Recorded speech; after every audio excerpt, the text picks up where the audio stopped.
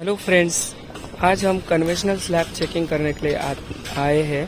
तो बिना ड्राइंग लेके हुए हमारे पास आईएस कोड के इस माध्यम से हमने क्या क्या चेक करना इम्पोर्टेंट है वो आपको बताते हैं। सबसे पहले बात एक है कि आपका जो बेंटअप होता है वो मिनिमम बेंटअप कितना पे उठता है वो आना मालूम होना बहुत इम्पोर्टेंट है। अभी देखिए, ये जो स्लैब है ये स्लैब में बेंटअप उठाया और ये स्लैब में है तो इसमें बेंटअप नहीं उठाया, तो इसका और दोनों का शेड्यूल सेम टू सेम है। तो इसका क्या कारण है बेंटअप नहीं उठाने का? इसका जो मिनिमम स्पैन होता है वो हमारा मिनिमम 1500 mm स्पैन रहता है, तो उसका बेंटअप नहीं उठाना चाहिए। ठीक है, ये हमें मालूम होना चाहिए। और इसमें 1500 mm से ऊपर जाता है तो हमें बेंटअप उठाना चाहिए। ये बात क्लियर हो गया।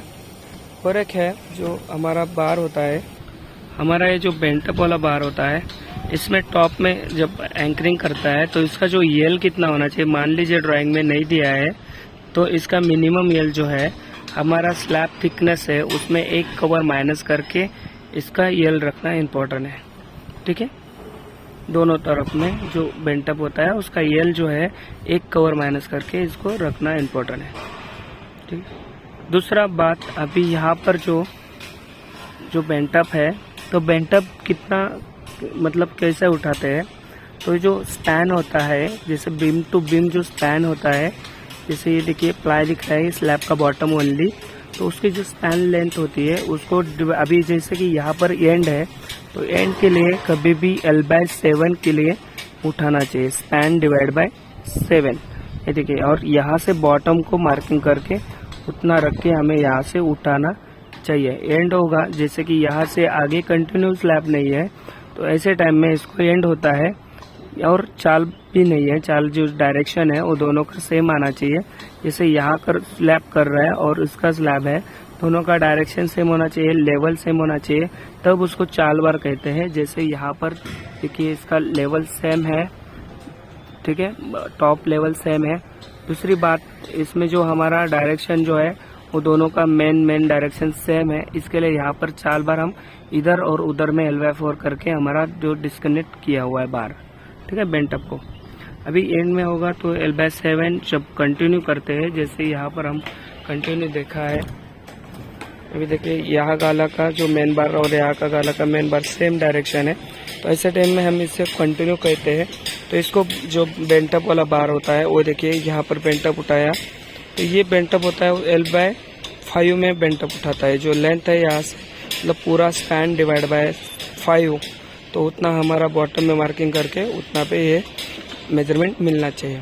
ठीक है, और एक इसका जो बेंटअप है जो बार है वो यहाँ बीम में डिस्कनेक्ट नहीं किया जाता, ये बार आगे चल के आगे वाला गाला में L/4 में लेके जाना चाहिए।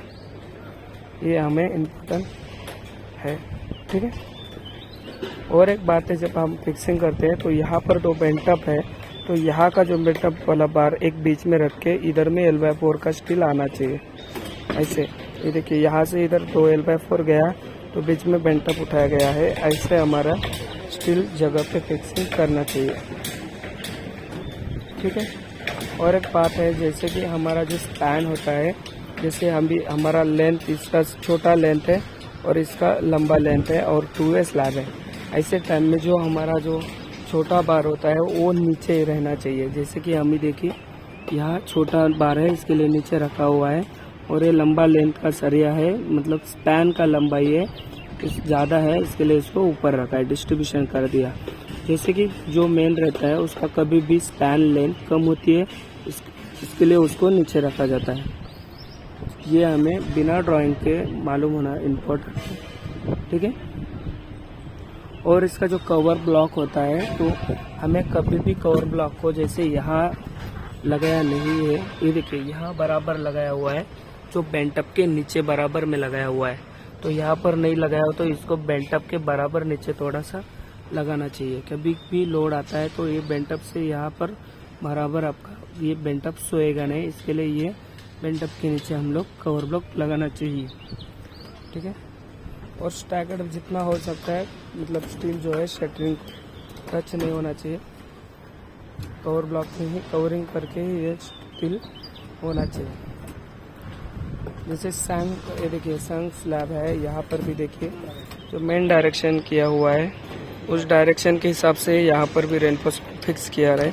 अभी यहाँ पर भी ड्राइंग में शेड्यूल में दिया जाता है अल्टरनेट बेंट अप, लेकिन बेंट अप यहाँ उठाने की ज़रूरत नहीं है क्योंकि स्पैन जो है वो छोटा है, इसके लिए यहाँ पर हम बेंट अप नहीं उठाते। और जिस डायरेक्शन में दिया गया है उसी डायरेक्शन में हमें रेनफोर्समेंट फिक्स करना चाहिए। जब भी हमारा जो स्लैब का जो फर्स्ट बार होता है तो कभी भी हमारा जो फर्स्ट स्लैब का जो बस मतलब ये स्लैब जो बीम पेज से हमारा 25 mm पे फर्स्ट बार होना इम्पोर्टेंट है, ठीक है।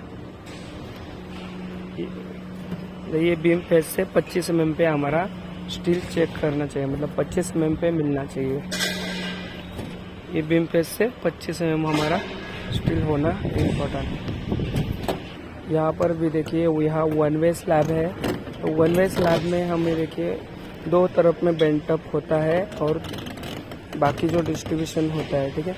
यानी ये बीम और ये बीम के ऊपर हमारा लोड रहता है और शॉर्ट स्पैन में हमारा जैसे देखिए जो स्पैन देखिए ज़्यादा है, शॉर्ट मतलब है, इससे शॉर्ट गुना जो है हमारा जो है divide by length divide by short जो है, इसका हमारा जो आंसर है वो हमारा 2 के अंदर आया बराबर रहेगा, तो ये हमारा 2 वे स्लैब बनेगा। लेकिन मतलब 2 वे यानी चारों बीम के ऊपर में अल्टरनेट बेंट अप होगा, लेकिन 2 के आगे जब चला जाएगा तो देखिए हमारा 1 वे स्लैब रहेगा, ठीक है। इसके अंदर में जो चेयर है वो चेयर हमें साइज के हर साइज के हिसाब से हमें बनाना इम्पोर्टेंट है, वो अंदर में होना चाहिए। इसको चेयर कहते हैं, ठीक है। जो स्टील का जो बनाया हुआ है डिजाइन का ये चेयर है। चेयर 2 टाइप बना सकता है, एक ऐसे बनाते हैं और दूसरा जो है वो आपको दिखाता हूँ, दूसरा जो है वो ऐसे टाइप पे बनाते हैं, ठीक है। ये जो एक्स्ट्रा ऊपर से दिखाया हो ये ऊपर में जो बार है वो 4 के है, बॉटम की है, बॉटम रेनफोर्समेंट है। इसका भी अल्टरनेट बेंट अप है, लेकिन मिनिमम मैंने पहले ही बताया था मिनिमम स्पैन जो है 1500 mm है, इसके लिए इसमें बेंट अप नहीं उठाया है। इससे ज़्यादा जब जाते हैं तो हमें यहाँ पर बेंट अप उठाना ज़रूरी है, ओके। हेडन बीम, जो हेडन बीम दिखाते हैं आपको, अभी जो दिख रही है वो यहाँ हेडन बीम है, अभी वर्किंग प्रोग्रेस में है, इसलिए ये बीम थोड़ा नीचे ऊपर हुआ है, जाके आना जाना। तो इसमें क्यों दिख रही है, इसका स्लैब थिकनेस और इसका स्लैब थिकनेस अलग अलग है, इससे 25 mm डाउन है, इसके लिए यहाँ पर हेडन बीम दिया गया है। और दूसरी बात है कि यहाँ स्पैन करता है और यहाँ कोई बीम देने की ज़रूरत नहीं है, इसके लिए ये हमारा बीम दिया हुआ है। हेडन बीम में जब रेनफोर्समेंट फिक्सिंग करते हैं तो इसका जो एंकरिंग होता है, स्लैब का एंकरिंग कभी भी चेक कर लीजिएगा। ये जो बॉटम के स्टील जो रेनफोर्समेंट है वो पेट में होना चाहिए, देखिए यहाँ पर पेट में है, मतलब बॉटम में जो भी बार आएगा वो पेट में होना चाहिए। देखिए वहाँ से इधर जो एंकरिंग करेगा वो पेट में घुसेगा और यहाँ से भी जाएगा तो पेट में घुसेगा, और इसका जो ऊपर का जो बार है वो इसके ऊपर रेस्ट करेगा, ठीक है।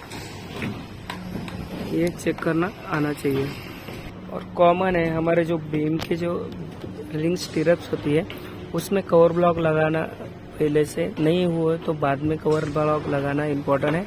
और एक बात है कि जो स्टीरप्स में जो हुक होते हैं वो देखिए स्टैगर्ड होने चाहिए, देखो इधर में इधर में इधर में, अल्टरनेट हुक इसको कहते हैं, स्टैगर्ड भी कहते हैं। देखिए हर बीम में देखिए हमारे यहाँ स्टैगर्ड है, ठीक है। इसके हिसाब से हमें बीम इम्पोर्टेंट है। एक्स्ट्रा जो बार होता है वो एज पर ड्राइंग में जो सेक्शन में दिया गया है, जो एक्स्ट्रा बार दिख रहे हैं ये एक्स्ट्रा बार है, एज पर ड्राइंग के हिसाब से हमें काम करना है, ठीक है। और ये स्लैब लेवल से जो बॉटम मतलब ये लेवल है फ्लोर लेवल, उससे डाउन जो होता है उसको संक स्लैब कहते हैं, ठीक है। थैंक यू सो मच दोस्तों, बहुत बड़ा वीडियो बन रहा है, आप बोर हो जाएंगे। Thank you so much.